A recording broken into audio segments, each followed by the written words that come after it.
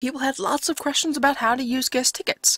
Well, it's been a couple years and it feels like that video needs a little bit of a refresh, so let's talk today about how to use guest tickets in 2024 at SeaWorld Orlando. So the first question is, which passes get free tickets? So SeaWorld Orlando offers 5 pass types: Fun Card, Bronze, Silver, Gold, and Platinum, but only the top 3 passes, Silver, Gold, and Platinum, receive guest tickets. Now, how many guest tickets do you get? Well, each pass is a little bit different. Silver, Gold, and Platinum passes receive different quantities of guest tickets. And the tickets are offered on a rolling calendar, meaning you can't just use them whenever you want. There is a set schedule for when they have to be used, and if you don't use them, you lose them.